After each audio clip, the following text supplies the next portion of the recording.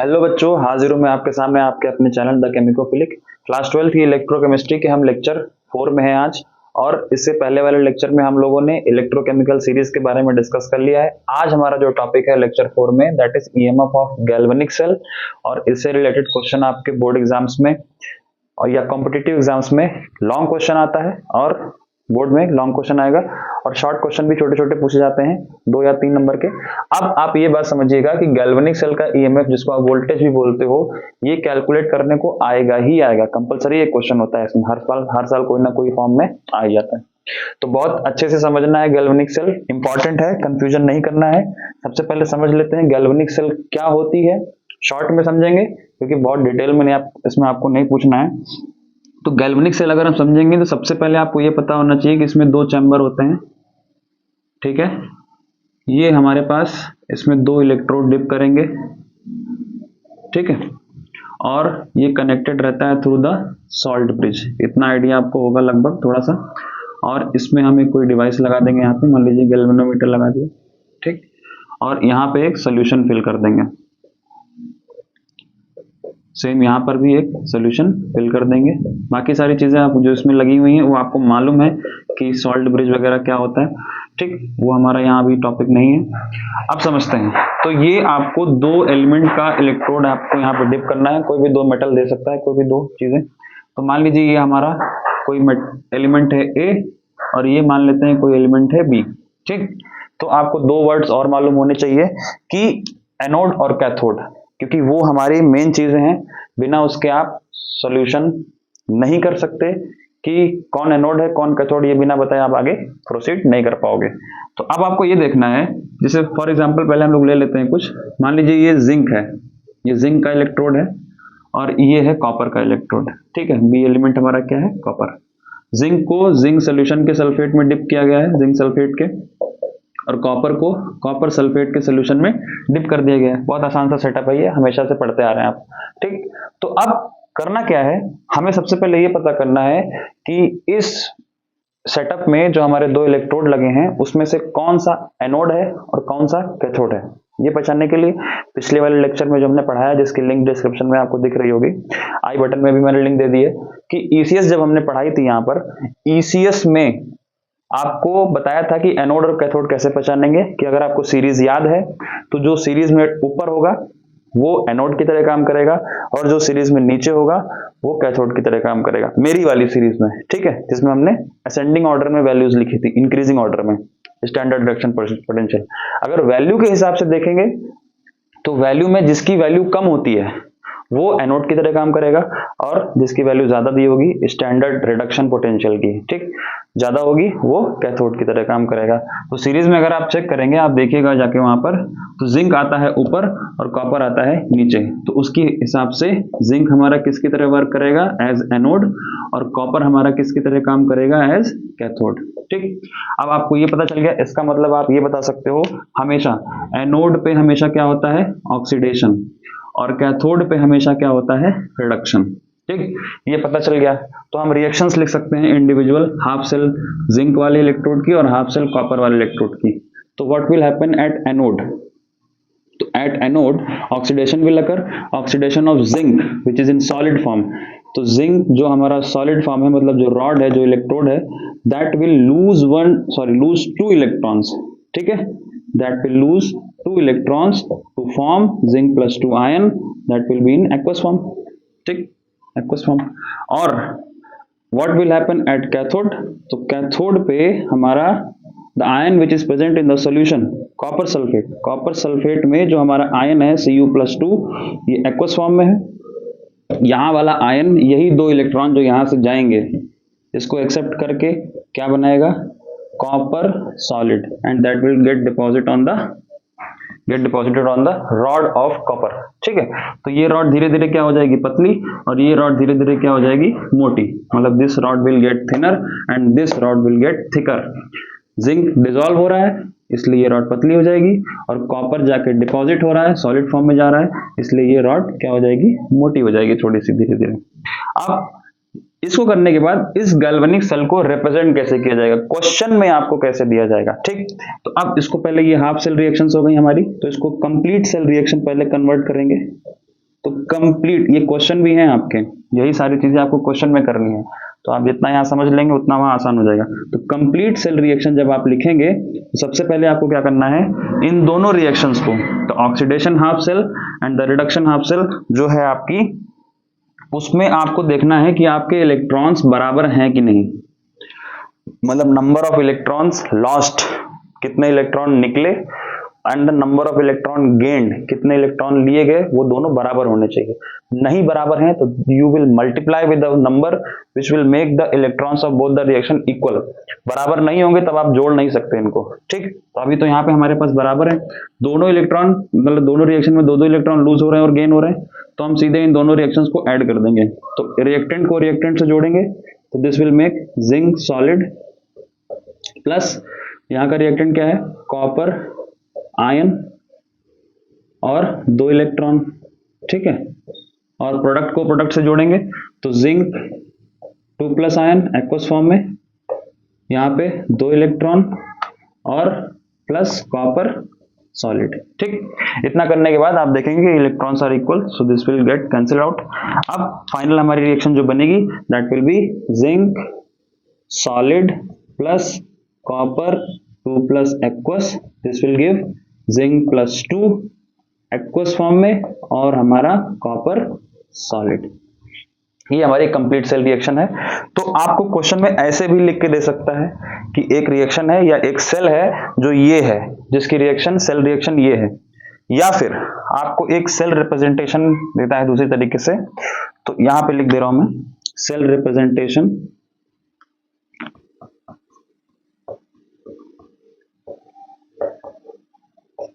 Cell representation में क्या होता है, यहाँ पे ऐसे लिखा होगा, ये कुछ डबल लाइन होती है जिसको हम लोग बोलते हैं कि ये सॉल्ट ब्रिज को रिप्रेजेंट कर रहा है, और एक तरफ हम लोग लिखेंगे जो स्टार्टिंग होता है यहाँ पे एनोड वाला सेक्शन लिखेंगे और इस तरफ लिखेंगे कैथोड वाला, ठीक।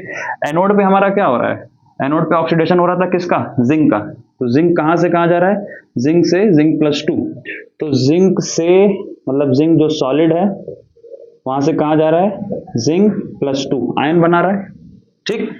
साथ में यहाँ पे कॉन्सेंट्रेशन लिखी होगी, मान लेते हैं ये कॉन्सेंट्रेशन है C1, कोई भी अगर स्टैंडर्ड है तो 1 मोलर, और अगर नॉन स्टैंडर्ड है तो कुछ भी 1 मोलर के अलावा 0.1, 0.001, 0.01 कुछ भी ले सकता है, वो हमें क्वेश्चन में दिया जाएगा अलग अलग। तो ये एनोड वाला सेक्शन हो गया, और इस तरफ क्या लिखना है, कैथोड वाला।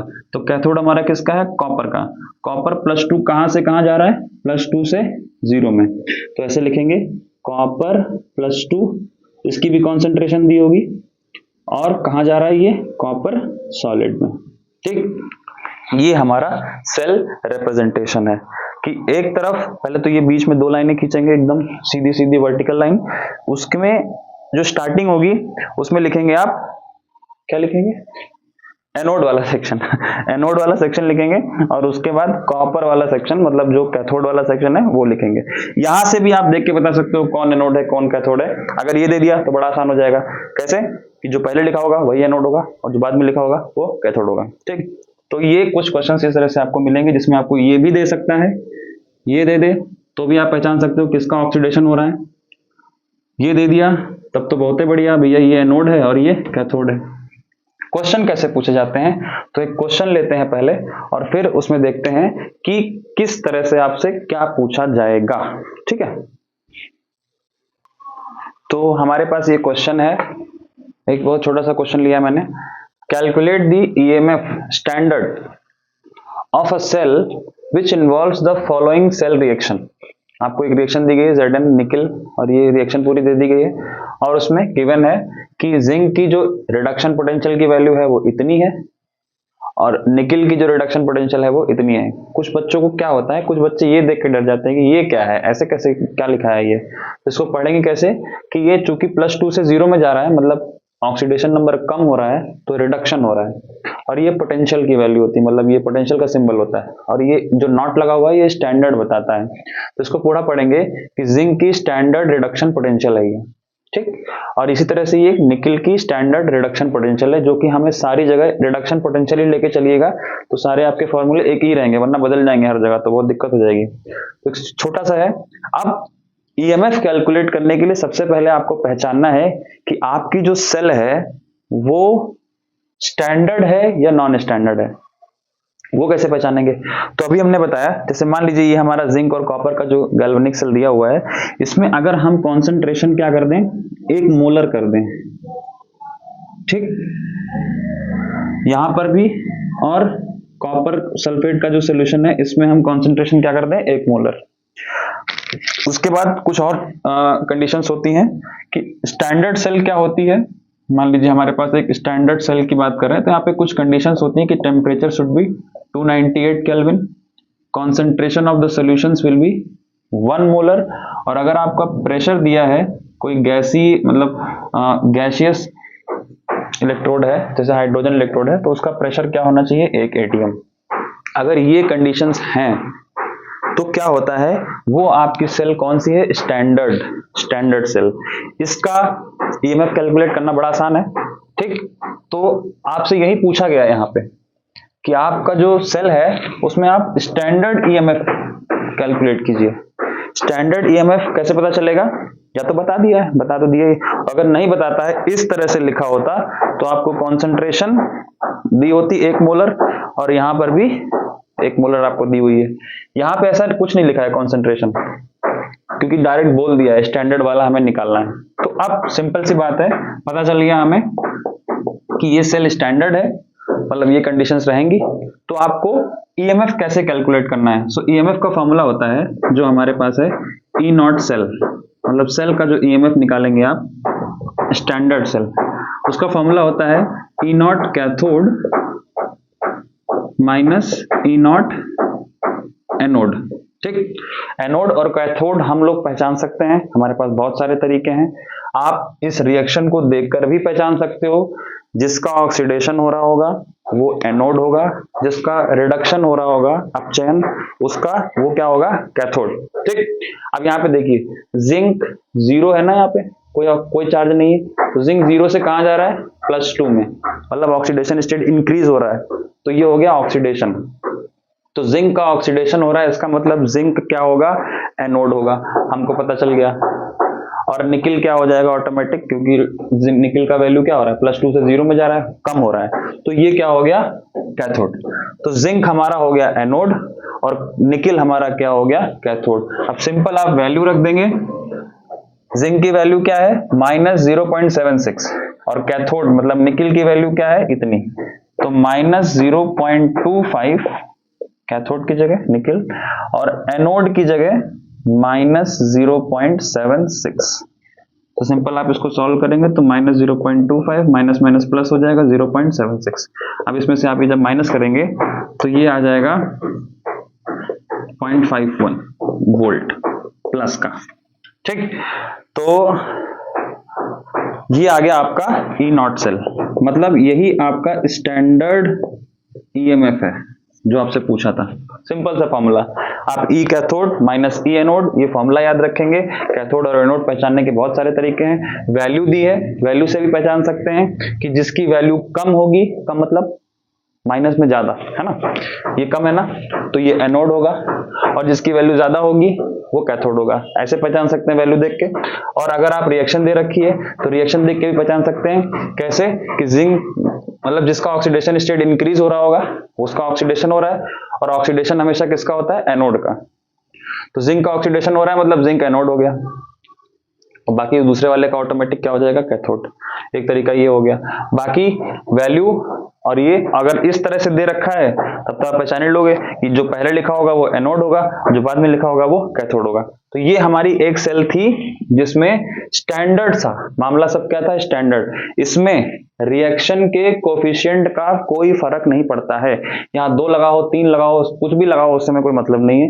यहाँ सिंपल हमें वैल्यू से मतलब होता है कौन सी, जो रिडक्शन पोटेंशियल की वैल्यू। हाँ एक चीज ध्यान रखिएगा, ये फॉर्मूला अगर लगा रहे हैं आप ई कैथोड माइनस ई एनोड वाला, तो आप यहाँ पे सिर्फ रिडक्शन पोटेंशियल ही लीजिएगा, नहीं अगर रिडक्शन पोटेंशियल दिया, मान लो अगर आपको ऐसे दिया हो ई नॉट जिंक से जिंक +2, ये हो गया ऑक्सीडेशन पोटेंशियल, तो इसमें बस ये होगा जो यहाँ पे सिंबल लगा हुआ है माइनस का, तो ये क्या हो जाएगा प्लस, वैल्यू वही रहेगी, मैग्नीट्यूड वही रहेगा, बस साइन चेंज हो जाएगा। मान लो अगर ये दे दिया गया होता क्वेश्चन में आपको, तो आप इसको इसमें कन्वर्ट कर लेते, उल्टा करते, साइन चेंज कर देते, वैल्यू वही रहती। ठीक है, तो ये फॉर्मूला सिर्फ स्टैंडर्ड रिडक्शन पोटेंशियल के लिए। बुक आप खोलेंगे तो आपको उसमें ई लेफ्ट माइनस ई राइट और ई पता नहीं क्या क्या लिखा होता है, तो सब कंफ्यूज नहीं होना उसमें। तो आपको सिंपली एक लेके चलना है माइंडसेट कि हमें रिडक्शन पोटेंशियल से काम करना है, कैलकुलेशन के लिए थोड़ा आसान रहेगा। फॉर्मूले एक ही याद करो तो ज्यादा अच्छा है, ज्यादा याद करेंगे ना सब भूल भाल जाएंगे। ठीक है, तो ये हमारा हो गया कि स्टैंडर्ड सेल का। अब हम लोग बात करेंगे कब, जब हमारी सेल स्टैंडर्ड नहीं होगी, नॉन स्टैंडर्ड। तो उसमें क्या होगा, टेम्परेचर तो मोस्टली सब में सेम ही देता है, कॉन्सेंट्रेशन चेंज कर देता है। अगर हम इस सेल को रिप्रेजेंट करना चाहें तो ऐसे लिखेंगे, जिंक जिंक +2 में जा रहा है और निकिल +2 से निकिल में जा रहा है, ये सेल ऐसे रिप्रेजेंट होगी। और सॉल्यूशन जो है उसकी कॉन्सेंट्रेशन क्या होगी, 1 मोलर, और इसकी भी कॉन्सेंट्रेशन क्या होगी, 1 मोलर। टेम्परेचर 298 केल्विन, प्रेशर वाला कोई काम है नहीं यहाँ पे क्योंकि गैस इसमें से कोई है नहीं। ठीक, तो टेम्परेचर 290, तो ये स्टैंडर्ड सेल हो गई। अब मान लीजिए अगर हम चेंज करते हैं, कोई ऐसी रिएक्शन लिखते हैं, सपोज एक क्वेश्चन देते हैं हम यहाँ पे, इसी में चेंज कर लेते हैं। चलिए मान लीजिए कि यहाँ पे ये 1 मोलर ना होता, या फिर यहाँ पे लिखता कि स्टैंडर्ड नहीं है, तो यहाँ पे क्या लिखता, चलो इसको नहीं करते हैं, इसको आप पहले नोट कर लीजिए, उसके बाद हम चेंज करके दूसरा बताते हैं। यहाँ पे मान लीजिए हमारे पास एक क्वेश्चन है, आपको एक सेल रिएक्शन दे दी गई। ठीक है, from the following cell reaction calculate the EMF of the cell. अब आपको क्वेश्चन दिया गया, उसके बाद आप जैसे ये मान लो, तो हमारे पास एक रिएक्शन है, zinc plus copper +2 gives zinc +2 and copper, solid solid aqueous aqueous. ये छोटी सी रिएक्शन देगी। अब आपसे पूछ रहा है कि इफ E0 जिंक की E0 कितनी है, -0.76, कॉपर की E0 कितनी है, कॉपर की E0 दे रखी है 0.34 वोल्ट। हाँ, अब आपको दे देगा कि रिएक्शन दे दी गई है, अब कॉन्सेंट्रेशन दे देगा कि अगर मान लीजिए कॉपर की कॉन्सेंट्रेशन है 0.1 मोलर, तो बस यहीं से पकड़ लेना कि अब ये स्टैंडर्ड नहीं रही, और यहां पे मान लो दे दिया 0.01 मोलर, बस कॉन्सेंट्रेशन चेंज हो गई। ऐसे लिख देगा और नहीं तो ऐसे लिखेगा कि जिंक जो जिंक +2 में जा रहा है उसकी कॉन्सेंट्रेशन कितनी है, 0.1 मोलर, और कॉपर +2 कितनी है, सॉरी जिंक की कितनी है 0.01 और कॉपर की कितनी है 0.1 मोलर, और ये हो गया हमारा कॉपर। ये भी दे सकता है, अगर ऐसा दे दिया तो आपको सामने दिख जाएगा कि ये स्टैंडर्ड नहीं है, और स्टैंडर्ड नहीं है तो इसके लिए आपको ये फॉर्मूला तो लगेगा ही, इसके साथ एक और फॉर्मूला लगता है जिसको हम लोग बोलते हैं नर्स्ट इक्वेशन। नर्स्ट इक्वेशन ये बहुत इंपॉर्टेंट है, ये तब हम लोग लगाएंगे जब आपकी सेल नॉन स्टैंडर्ड हो। पहचानने का तरीका बता दिया, कॉन्सेंट्रेशन ही मोस्टली बदलते हैं, टेम्परेचर आपको हो सकता है कॉम्पिटिटिव एग्जाम्स बदले, बोर्ड एग्जाम में नहीं बदलते हैं टेम्परेचर, इतना टाइम ही नहीं होता कि कैलकुलेट करोगे। 298 पे कैलकुलेट करने के सारे जुगाड़ दे रखे हैं, सारे टेम्पलेट बना रखे हैं उसमें, अगर ये बदल देंगे तो बच्चा फिर माइंडसेट रहता है उसका कि भैया 298 केल्विन है, धड़ाधड़ मारो, तो उसमें फिर फंस जाएगा। कॉम्पिटिटिव एग्जाम्स में चेंज कर सकते हो, उससे हमें कोई मतलब नहीं है अभी, अगर चेंज कर दे तो भैया पूरा बड़ा वाला फॉर्मूला लगा लेना, अभी बताएंगे जो, अगर नहीं चेंज कर रहा है तो जो बता रहे हैं वो लगा लेना। अब देखिए, तो ये इक्वेशन कब लगानी है, जब आपकी सेल नॉन स्टैंडर्ड हो। नॉन स्टैंडर्ड कैसे पहचानेंगे, कॉन्सेंट्रेशन गड़बड़ होगी, 1 मोलर नहीं हो, किसी का भी चेंज कर दे मामला डिसमिस हो जाएगा। इसको नोट कर लीजिए, फिर नेक्स्ट इक्वेशन समझाता हूं आपको। तो एक क्वेश्चन लिखते हैं हम लोग यहाँ पे, calculate the EMF of following cell at 298 kelvin. ठीक है, यहाँ पे आपको दे दिया गया है जिंक +2 0.1 मोलर और कॉपर +2 0.01 मोलर, कॉपर, ठीक, इसमें दे रखा है। और गिवन क्या है, गिवन जो स्टैंडर्ड वैल्यूज होती हैं वो हमेशा दी होंगी आपको। जिंक की कितनी होती है आपको याद भी होगी माइनस 0.76 वोल्ट, और कॉपर की कितनी हो गई प्लस का 0.34 वोल्ट। अब आपको सबसे पहले ये पता करना है, क्योंकि ईएमएफ निकालना है गैल्वेनिक सेल का, तो सबसे पहले पता करिए स्टैंडर्ड है कि नॉन स्टैंडर्ड, कौन सी है, यहां से पता चलेगा। ये 1 मोलर नहीं है, इसका मतलब नॉन स्टैंडर्ड। टेम्परेचर पे भी 298 केल्विन दिया है, बढ़िया हो गया हमारे लिए, ठीक है। अब समझिए सॉल्व कैसे करना है, तो this will be solve using Nernst equation. Nernst equation बहुत इंपॉर्टेंट है। नर्स्ट इक्वेशन क्या है, आपके पास सबसे पहले जो फॉर्मूला है इसका, तो ई नॉट, सॉरी अब आप नॉट नहीं लगाएंगे क्योंकि नॉन स्टैंडर्ड सेल है ना, तो आप नो स्टैंडर्ड वाला सिंबल नहीं लगाएंगे, ई सेल निकालेंगे आप। इससे पहले क्या निकाला था, ई नॉट सेल। तो इसका फॉर्मूला होता है E cell is equal to E not cell minus 2.303 RT upon NF log। अब यहां पे हमने स्पेस छोड़ दिया आपके लिए, यहां पे क्या लिखना है हम बताएंगे आपको क्या लिखना है। तो ये आपका कुछ छोटा सा फॉर्मूला है जिसमें आप ये चीज जानते हो, E not cell. E not cell क्या है, वही हमारा ई नॉट सेल का भी हम लोगों ने फॉर्मूला लिखा था। तो E not cell is equal to क्या होता है, ई नॉट किसका, कैथोड का, माइनस ई नॉट एनोड का, ठीक।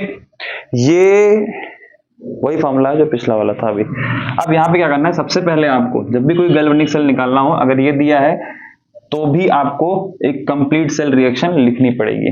कंप्लीट सेल रिएक्शन जब हम लोगों ने लिखी थी अभी जिंक वाली, तो क्या करना है उसको लिखेंगे, तो zinc plus copper gives zinc plus 2 और कॉपर, ये है आपकी इक्वेशन। कंप्लीट सेल रिएक्शन हमने बताया था वहां पे अभी कि ऐड करके कैसे आपको कंप्लीट सेल रिएक्शन निकालनी है, ठीक।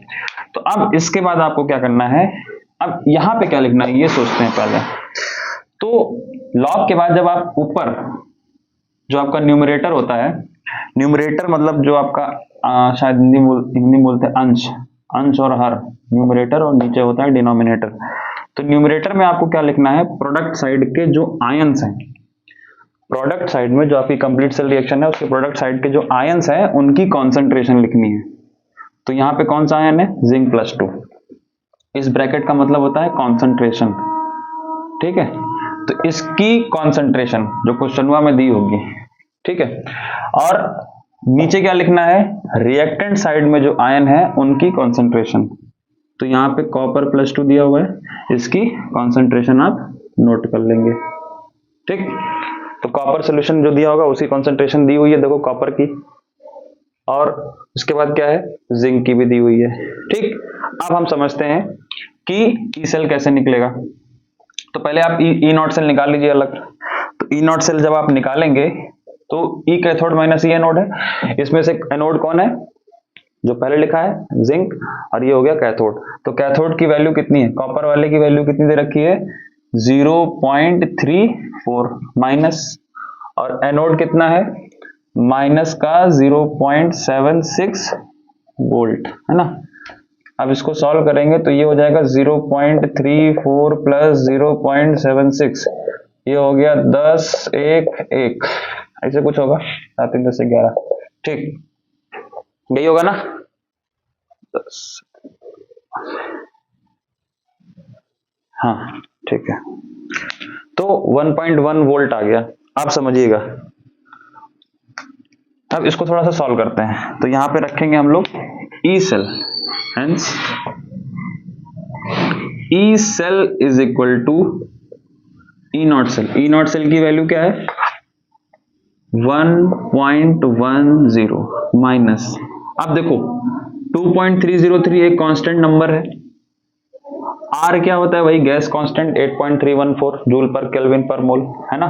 और ये क्या है, टेम्परेचर, टेम्परेचर हम लोग मान के चलते हैं, दिया हुआ है क्वेश्चन में 298 केल्विन।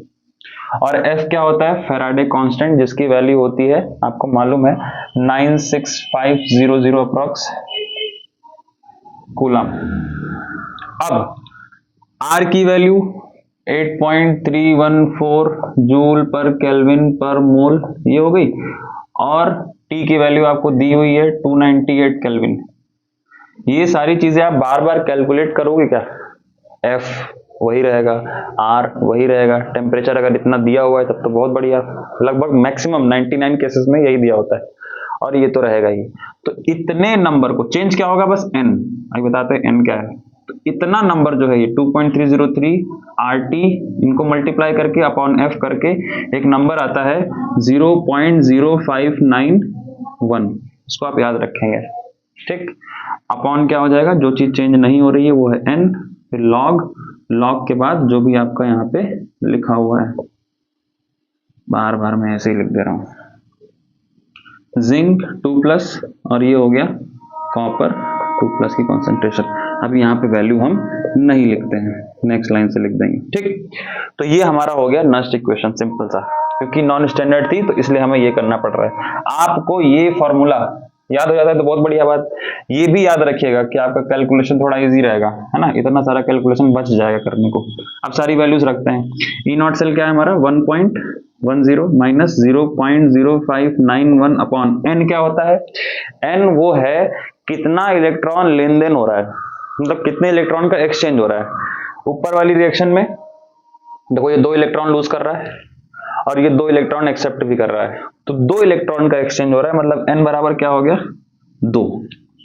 लॉग, लॉग के बाद जिंक +2 के आयन की कॉन्सेंट्रेशन कितनी है 0.1, और कॉपर +2 की कॉन्सेंट्रेशन कितनी है 0.01। ये आपको यहाँ पे वैल्यू रख देनी है, बस। अब सिंपल मैथ है यहाँ पे, इसके बाद सॉल्व करेंगे।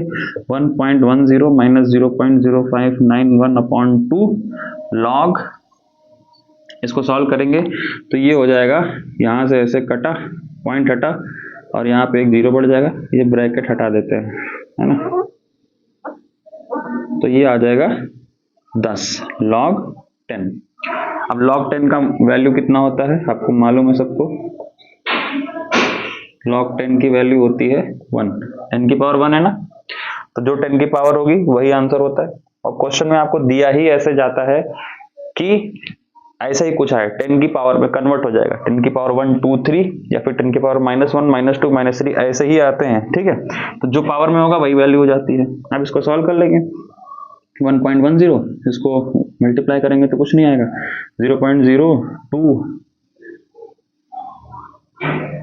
इतना हो जाएगा, इसमें से घटा लेंगे जो भी आपका होगा वो आंसर आ जाएगा।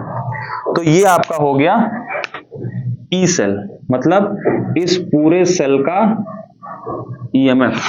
कौन सी सेल है ये, नॉन स्टैंडर्ड, क्योंकि कंडीशंस हमारे पास क्या है नॉन स्टैंडर्ड वाली। सवाल बहुत सिंपल है, कुछ चीजें ध्यान रखनी है आपको कि आपकी ये वाली रिएक्शन सही होनी चाहिए। अगर आपकी ये रिएक्शन गलत हो गई तो समझो ये गड़बड़ हो गया, और ये गड़बड़ हो गया तो समझो सब गड़बड़ हो गया। यहाँ पे तो आप मान लीजिए कर लोगे, और यहाँ पर भी एक चीज ध्यान रखना है, वही चीज जो हमने बताई है कि रिएक्शन की फिजिबिलिटी चेक कर लीजिएगा पहले, कि जिसको एनोड बनना है क्या उसी का ऑक्सीडेशन हो रहा है ना यहाँ से। ऐसा ना हो जिसको एनोड बनना है उसको कैथोड बनाए पड़े, तो गड़बड़ हो जाएगा। हमेशा ज्यादा में से कम वाली वैल्यू ही घटाएंगे आप। और हमने बताया था पिछले वाले लेक्चर में भी कि ये जो ई नॉट सेल आप निकालते हो ये हमेशा पॉजिटिव आना चाहिए। ये भी एक चेक करने का तरीका है, अगर आप पॉजिटिव ला रहे हो इसका मतलब आप सही काम कर रहे हो अभी तक। अगर नेगेटिव आ गया तो समझो कुछ उल्टा हो गया है, एनोड को कैथोड बता दिए आप। तो वो चीज ध्यान रखिएगा कि हमारा ये ई नॉट सेल जो आना चाहिए वो पॉजिटिव आना चाहिए। ये आपकी ई सेल की वैल्यू आ गई, बस खत्म। क्वेश्चन आता है इसके बाद आप सॉल्व कर लीजिएगा, नोट कर लीजिए इसको। इसके बाद एक क्वेश्चन हम लोग ऐसा करते हैं जिसमें आपके जो पावर्स हैं उनका यूज होता है, मतलब आपकी जो रिएक्शन है उसमें कुछ कोफिशिएंट वगैरह भी होंगे। जैसे मान लीजिए आपको एक क्वेश्चन दिया गया, सपोज आपको एक क्वेश्चन दिया गया, कैलकुलेट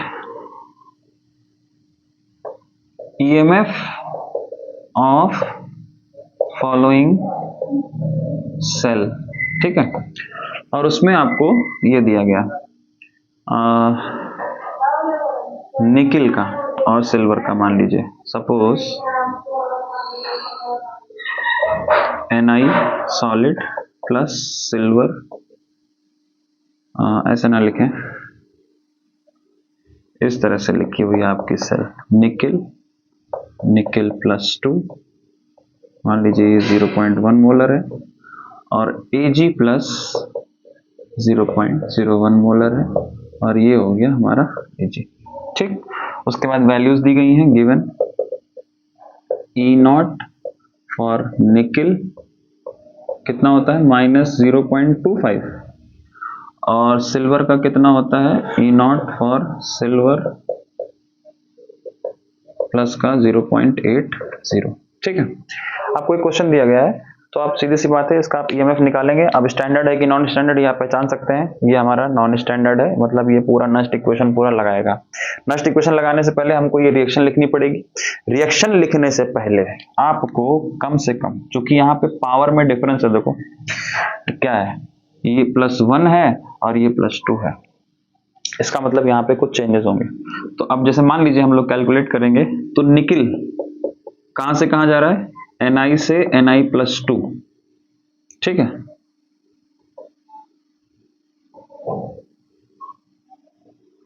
निकिल कहां जा रहा है Ni+2 में, और ये 2 इलेक्ट्रॉन लूज कर रहा है। सिल्वर कहां से कहां जा रहा है, सिल्वर जो हमारा +1 है वो 1 इलेक्ट्रॉन गेन करेगा और क्या बनाएगा, Ag। अब हम कंप्लीट सेल रिएक्शन लिखना चाहते हैं ना, ये तो हाफ सेल हो गई, हाफ सेल इधर ऑक्सीडेशन वाली, हाफ सेल उधर रिडक्शन वाली।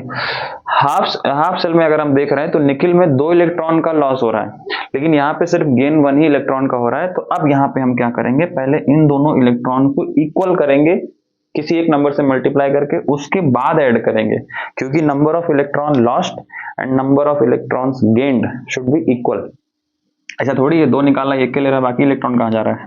तो आप क्या करेंगे, इस रिएक्शन में 2 से मल्टीप्लाई करेंगे, multiplying this reaction by 2।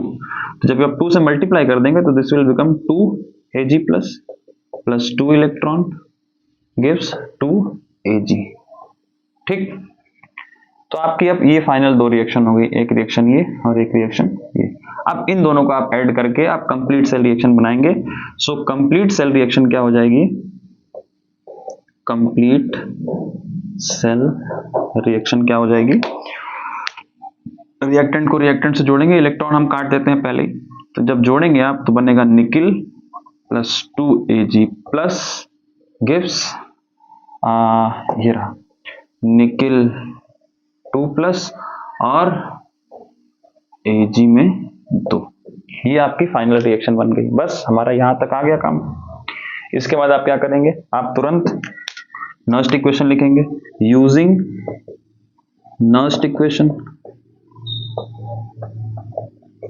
Nernst equation में आप क्या करेंगे, E cell is equal to, जो कि नॉन स्टैंडर्ड है, is equal to E0 cell minus 0.0591 upon n log. अब देखिए ऊपर कुछ लिखते थे ना, ऊपर हम लोग क्या लिखते हैं और नीचे क्या लिखते हैं। ऊपर हम लोग लिखेंगे जो प्रोडक्ट में आयंस हैं, तो प्रोडक्ट में आयन कौन सा है, निकिल का, ठीक।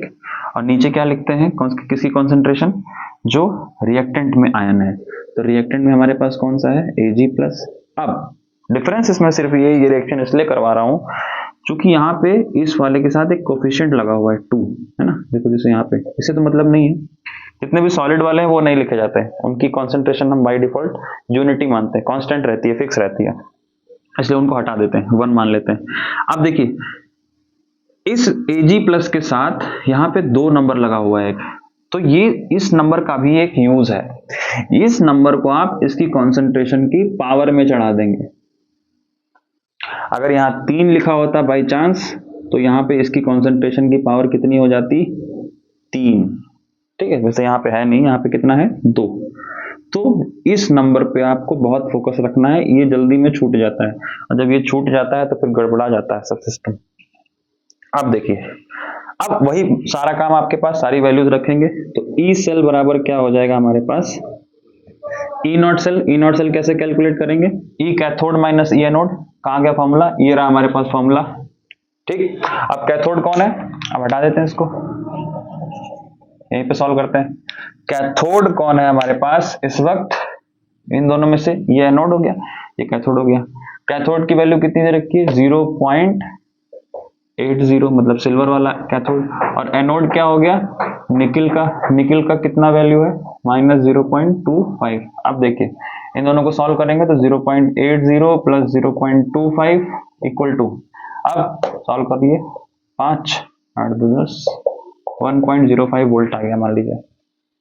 ठीक है, हाँ बस यहाँ पे रख दीजिए, खत्म बात। 1.05 पॉजिटिव भी आ रहा है, इसका मतलब सही है। -0.0591, ये वाला क्यों लिए हैं, ये वाला क्यों नहीं लिए हैं? क्योंकि इस रिएक्शन में भी आपको टेम्परेचर हम दे देते हैं एट 298 केल्विन। अगर कुछ और दिया होगा तो आपका काम थोड़ा बढ़ जाएगा, थोड़ा सा मल्टीप्लाई ये करना रहेगा। अभी नहीं दिया हुआ, सब कुछ सही है। तो n कितना होगा यहाँ पे? आप ध्यान दीजिएगा, n। अब इस रिएक्शन में देखो 1 है, यहाँ 2 है, तो हम इसको मल्टीप्लाई करके क्या किए थे? 2, क्योंकि हमारा एक से काम नहीं चलेगा। हमने कहा था जितने इलेक्ट्रॉन लूज होंगे उतने ही इलेक्ट्रॉन गेन होने चाहिए, तो यही n होता है जो बराबर करने पे आ जाता है। ये बराबर करने के बाद आया तो n बराबर यहाँ पे भी क्या हो गया? 2 n हो गया। अब उसके बाद लॉग निकिल आयन की कॉन्सेंट्रेशन कितनी दे रखी है? कहाँ गया? ये रहा, निकिल आयन की कॉन्सेंट्रेशन इतनी हो गई, और सिल्वर आयन की कॉन्सेंट्रेशन कितनी है? 0.01। ठीक, और इसका क्या है? स्क्वायर।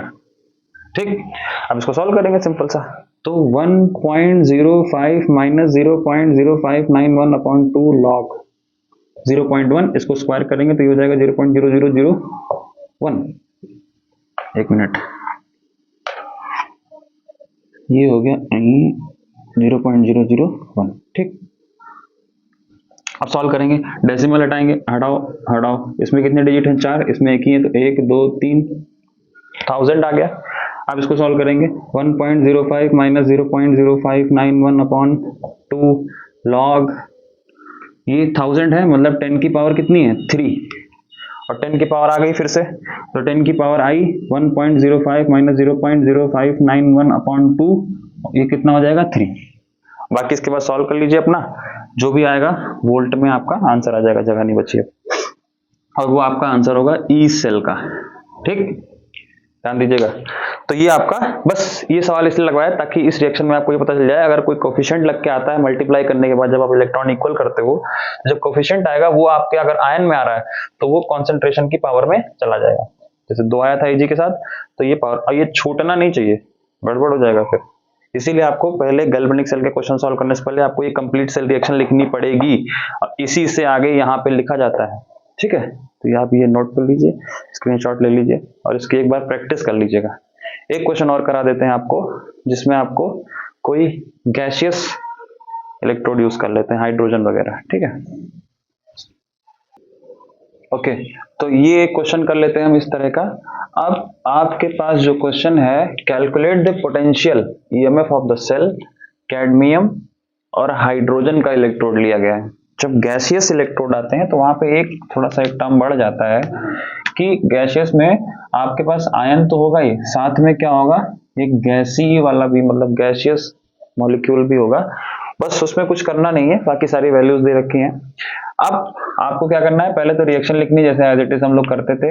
जब इसका सोल्यूशन आप करेंगे तो कोई बिल्कुल डरने की बात नहीं है, सब सेम ही है। तो आप पहले हाफ सेल रिएक्शन लिख लीजिए। CD से कहाँ जा रहा है? CD+2, और 2 इलेक्ट्रॉन लूज करेगा। और ये H+ कहाँ जा रहा है? H+ से कहाँ जा रहा है? H2 में। ठीक, कितना इलेक्ट्रॉन ये गेन करेगा? हाफ H2 बना लीजिए, मान लीजिए इसको, तो ये हो गया 1 इलेक्ट्रॉन ये गेन करेगा। और चूंकि ये गैस है, ठीक, और ये हमारा एक्वस हो गया। आप एक चीज ध्यान से समझिए, इसको हम लोग ब्लैक पेन से लिख लेते हैं ताकि दूर से ये दिखाई दे। ठीक है, ये गैस है, ये एक्वस है, और ये भी एक्वस है। ये सॉलिड, इससे हमें मतलब नहीं है। ठीक, अब कंप्लीट सेल रिएक्शन लिखनी है सबसे पहले। कंप्लीट सेल रिएक्शन लिखने के लिए इलेक्ट्रॉन्स को बराबर करना पड़ेगा। यहाँ पे इलेक्ट्रॉन बराबर नहीं है तो इसको आप किससे मल्टीप्लाई करेंगे, इस रिएक्शन को आप 2 से मल्टीप्लाई कर देंगे तो ये एक इलेक्ट्रॉन 2 से हो जाएगा। मतलब ये हो गया 2H प्लस 2 इलेक्ट्रॉन्स गिव्स, और ये हो गया हमारा H2। ठीक, ये हमारा गैस है और ये हमारा एक्वस है। अब इन दोनों रिएक्शंस को आप फाइनली जोड़ेंगे क्योंकि इनमें दोनों में इलेक्ट्रॉन हो गए बराबर, तो ये हो गया cadmium plus 2H plus gives cadmium 2 plus और हाइड्रोजन गैस। ठीक, अब आप एक चीज देखेंगे, जब भी आपको क्या बोलते हैं उसको, कोई गैसियस इलेक्ट्रोड दिया होगा तो हाइड्रोजन या कोई भी गैस होगी तो उस गैस के साथ उसका प्रेशर दिया होता है कॉन्सेंट्रेशन की जगह। ठीक, तो ये आपको प्रेशर यूज करना है। अब देखो हमको क्या निकालना है, ई सेल, चूंकि नॉन स्टैंडर्ड है तो ई सेल निकालना पड़ेगा। Formula will be E not cell minus 0.0591 upon N. Question में आपको दिया हुआ है आर बराबर इतना, एफ बराबर इतना, तो हम लोग जानते हैं कि ये सारी चीजें वही हैं, तो हम इसको सॉल्व करके पहले से ही लिख रखते हैं लॉग। अब यहाँ पे थोड़ा सा आपको ध्यान देना है, यहाँ पे आपको ऊपर तो लिखना ही है, ऊपर भी लिखना है, नीचे भी लिखना है। तो चेंज क्या है यहाँ पे, पहले जो सेम था वो लिख लेते हैं। प्रोडक्ट में जो आयन होते हैं उसको कहाँ लिखते हैं, ऊपर, उसकी कॉन्सेंट्रेशन। ठीक, और रिएक्टेंट में जो आयन होते हैं उसको नीचे लिखते हैं। अब चूंकि ये आयन है, ये इसमें 2 लगा हुआ है तो ये कहाँ चला जाएगा, पावर में। एक चीज और बच रही है, ये जो प्रोडक्ट में एक गैस वाला है इसका भी आपको प्रेशर मेंशन करना है। ठीक है, जब आप प्रेशर मेंशन करेंगे तो यहाँ पे क्या लिखना है आपको, प्रेशर ऑफ H2। कॉन्सेंट्रेशन नहीं लिखा जाएगा, गैसियस टर्म्स भी लिखे जाएंगे। प्रोडक्ट में है तो ऊपर, रिएक्टेंट में है तो नीचे, बस ये चेंज है। ठीक, अब इसके बाद आप सॉल्व करेंगे। ई नॉट सेल पहले आप लोग निकाल लिया कीजिए, तो ई नॉट सेल का फॉर्मूला हमारे पास वही है, ई नॉट सेल बराबर ई कैथोड माइनस ई एनोड। कैथोड हमारा क्या है यहाँ पे, ध्यान से अगर आप देखेंगे तो ये एनोड हो गया, ये कैथोड हो गया, क्योंकि पहले लिखा है ये बाद में लिखा है। चेंज भी कर सकते हो इसका, मतलब यहाँ से भी देख सकते हैं ये ऑक्सीडेशन हो रहा है एनोड, इसका रिडक्शन हो रहा है, ये कैथोड। अब देखिए कैथोड हमारा हो गया हाइड्रोजन, हाइड्रोजन की वैल्यू कितनी होती है 0, माइनस एनोड कौन सा है हमारा, कैडमियम, कैडमियम की वैल्यू दी हुई है माइनस 0.403। ठीक है, इसको सॉल्व करेंगे तो कितना आ जाएगा 0.403 वोल्ट। ये हमारा हो गया ई नॉट सेल। तो 0.403 माइनस 0.0591 अपॉन एन की वैल्यू क्या होगी यहाँ पे 2 है ना, ये देखो ये यहाँ वाली और ये वाली बराबर है, तो ये हमारा हो गया 2। लॉग, लॉग के बाद क्या करना है, कैडमियम की कॉन्सेंट्रेशन कितनी दे रखी है 0.1 और हाइड्रोजन की कॉन्सेंट्रेशन कितनी दे रखी है 0.20 है ना, और इसका स्क्वायर हो जाएगा। और प्रेशर कितना दे रखा है 0.5। बस इसके बाद आप सॉल्व करेंगे 0.403 माइनस 0.0591 अपॉन 2 लॉग, तो ये कितना हो जाएगा 0.05 अपॉन ये कितना हो जाएगा 0.04। ठीक है, इसको सॉल्व करेंगे तो ये पॉइंट हट गया, 5/4 आया, तो 0.403 माइनस 0.0591, यहाँ पे आप अपना मैथ यूज करिए। तो log 5/4 को मतलब क्या लिखेंगे, यहाँ पे लिख लेंगे log 5 माइनस log 4। ठीक है, log 5 की वैल्यू कितनी होती है 0.698 अप्रोक्स, है ना। 0.403 माइनस 0.0591 अपॉन 2, log 5 की वैल्यू होती है 0.698 है ना, और इसकी कितनी होती है 602। ठीक है, अब इसको सॉल्व कर लीजिए, जो भी आ रहा है आपका यहाँ पे कर लेते हैं। So E cell will be equal to 0.403 minus 0.0591 upon 2, और इसको माइनस करेंगे तो कितना आएगा, ये हो गया 6 9 और 0। ठीक, अब इसको आप सॉल्व करेंगे आगे तो 403 माइनस 0.0591 अपॉन 2 को इससे भाग कर देते हैं तो ये हो जाएगा 0.048। ठीक है, बाकी आप कैलकुलेट करके आप इसको यहाँ पे सॉल्व कर लेंगे, जो भी आपका आंसर आएगा वो हो जाएगा। ठीक है, कैलकुलेट करेंगे तो बहुत टाइम लग जाएगा।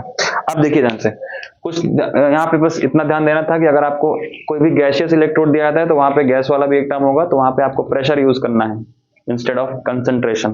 ठीक, यहाँ पे सॉल्व करेंगे फटाफट, और कुछ करना नहीं है, बाकी सारी चीजें सेम है।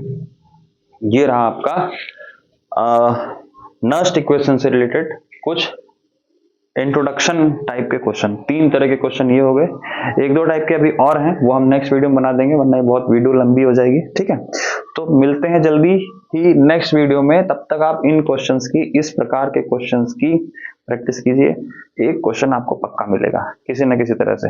जितने भी एक्स्ट्रा टाइप के क्वेश्चन बन सकते हैं वो हम नेक्स्ट वीडियो में ट्राई करेंगे कि आपको हम दे दें, डिलीवर कर दें। ठीक है, तब तक के लिए मिलते हैं नेक्स्ट वीडियो में। Thank you so much.